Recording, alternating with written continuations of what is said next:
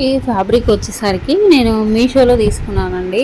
3 metres వచ్చి మనకి 285 పడింది. సో క్వాలిటీ విషయానికి వస్తే చాలా చాలా బాగుంది ఫ్యాబ్రిక్. బెస్ట్ క్వాలిటీ వచ్చిందనమాట రేయా అనేది. సో నేనైతే ఇలా స్టిచ్ చేసుకున్నాను. బాడీ పార్ట్కి వచ్చేసరికి నేను 16 ఇంచెస్ తీసుకున్నాను. అంటే నాకు 15 కావాలి. 1 ఇంచ్ ఖర్చుల కోసం అనేసి ఎక్స్ట్రా తీసుకున్నాను. ఇంకా ఇక్కడ షోల్డర్ వచ్చేసరికి 7.5, ఇంకా ఆర్మ్ హోల్ లెంత్ కూడా 7.5 పెట్టుకున్నాను. తర్వాత ఇక్కడ చెస్ట్ వచ్చేసరికి 10 పెట్టాను. వేస్ట్ దగ్గర 9.5 పెట్టాను. ఇక్కడ ఒక 1.5తో ఆర్మ్ రౌండ్ అనేది తీసుకున్నాను. ఈ స్కేల్తో మనం చక్కగా నీట్గా చేసుకోవచ్చు.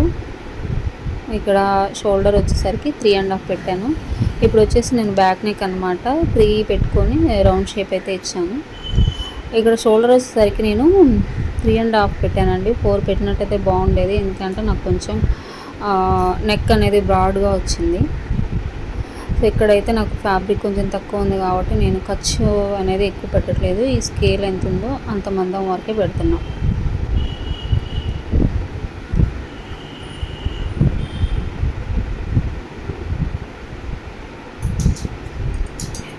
ఇంకా ఈ కట్ చేసిందంతా మొత్తం ఎలా మార్క్ చేసుకున్నానో అలా నీట్గా అయితే కట్ చేసుకుంటున్నాను.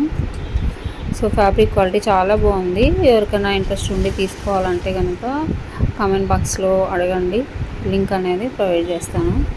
సూపర్ క్వాలిటీ వచ్చిందనమాట. అండ్ నాకు ఈ కుర్తీకి 2.5 పట్టిందంటే ఒక 1/2 మీటర్ అయితే మిగిలిపోయింది. 2.5తో నాకు కుర్తీ అయితే రెడీ అయిపోయింది సింపుల్గా. ఫ్యాబ్రిక్ తెచ్చుకుంటే కనుక మనమే ఇంట్లో డైలీ వేర్ పర్పస్ కానీ చక్కగా నీట్గా స్టిచ్చింగ్ అయితే చేసుకోవచ్చు. సో ఇప్పుడు వచ్చేసి బ్యాక్ నెక్ అనేది తీసేసి ఇప్పుడు front neck V shape mark చేసుకుంటున్నాను. ఒక 6 ఇంచెస్ పెట్టాను అనమాట. అలాగే ఆర్మ్ దగ్గర డౌన్ అనేది తీసుకుంటున్నాను. ఫ్రంట్ సైడ్ కదా కొంచెం లోతు అయినది కట్ చేసుకుంటున్నాను. ఎప్పుడైతే నాకు బాడీ పార్ట్కి సంబంధించి ఈ 2 కటింగ్ అయితే అయిపోయింది. ఇప్పుడు హ్యాండ్స్ అనమాట. హ్యాండ్స్కి అయితే నేను 17 ఇంచెస్ తీసుకున్నాను. ఇంకా నాకు విడ్త్ వచ్చి 10 ఇంచెస్ పెట్టుకున్నాను. నాకు చంక రౌండ్ 10 వచ్చింది. ఇక్కడ ఒక 3.5తో డౌన్ అనేది తీసుకొని ఒక 1 ఇంచ్ స్ట్రైట్గా, ఇంకా తర్వాత ఇక్కడ కర్వ్ షేప్లో డ్రా చేసుకోవాలి. ఆర్మ్ దగ్గర హ్యాండ్ రౌండ్ అయితే 6 ఇంచెస్ పెట్టాను. 3/4 హ్యాండ్స్ చక్కగా వచ్చిందండి, నాకు సరిపోయింది. సో ఇప్పుడైతే ఇది కూడా కట్ చేసుకుంటాను. తర్వాత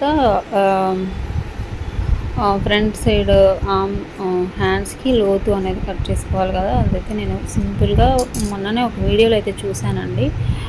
చాలా సింపుల్గా కట్ చేసేది తను. సో అదే నేను ఇప్పుడు చేస్తున్నాను అనమాట.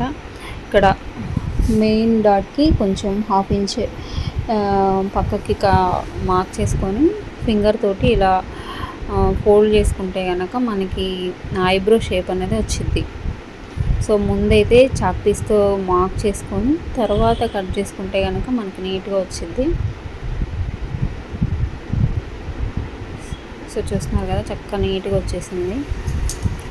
ఇది నాకు చాలా ఈజీ అనిపించిందండి. కొత్త వాళ్ళు మనం వీడియోలు అలా చూసి నేర్చుకుంటున్నాం కదా, ఈజీగా అనిపించింది. ఈ టిప్ అయితే నాకు గుర్తుండడం కోసం మార్క్ చేసుకున్నాను. ఇది వచ్చేసి బాటమ్ అనమాట. 2 ఫోల్డ్స్ మీద మీకు చెప్తున్నాను. లెంత్ వచ్చి 32 ఇంచెస్ తీసుకున్నాను. విడ్త్ వచ్చి 42 తీసుకున్నాను. ఫ్రంట్కి సపరేట్గా, బ్యాక్కి సపరేట్గా. ఇప్పుడైతే స్టిచ్చింగ్ ఎలా చేశానో కూడా చూపిస్తాను మీకు. ఇక్కడ వచ్చి ఈ పీస్ అనేది కట్ చేశానండి 1.5 ఇంచ్ తోటి. ఫ్రంట్కి బ్యాక్కి సరిపోయింది.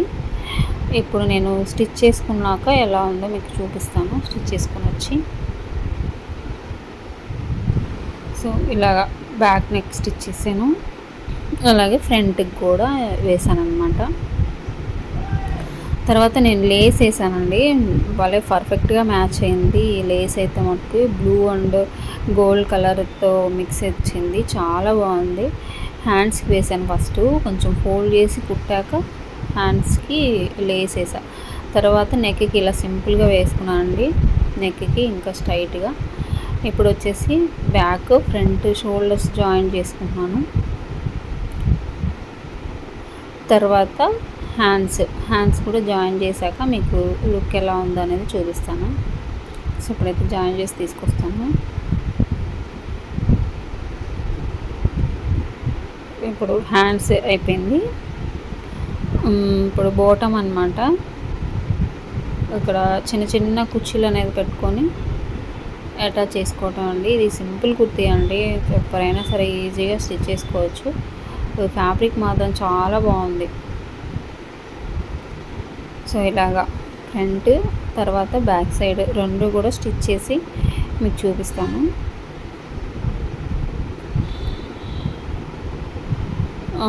ఇప్పుడు వచ్చేసి సైడ్ జాయింటింగ్ ఉంది. నేను ఒక 1.5 ఇంచ్ పెట్టుకున్నాను కదా ఖర్చు అనేది. సో దాని ప్రకారం ఇంకా బాడీ మెజర్మెంట్ ప్రకారం మార్క్ చేసుకొని సైడ్ జాయింటింగ్ అనేది చేసుకోవడమే.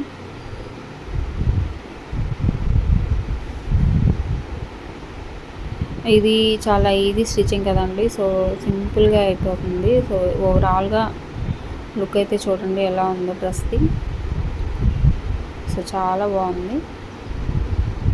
3/4 హ్యాండ్స్ మనం ఫ్యాబ్రిక్ తెచ్చుకొని ఇంట్లోనే సింపుల్గా ఈజీగా స్టిచ్ చేసుకోవచ్చు.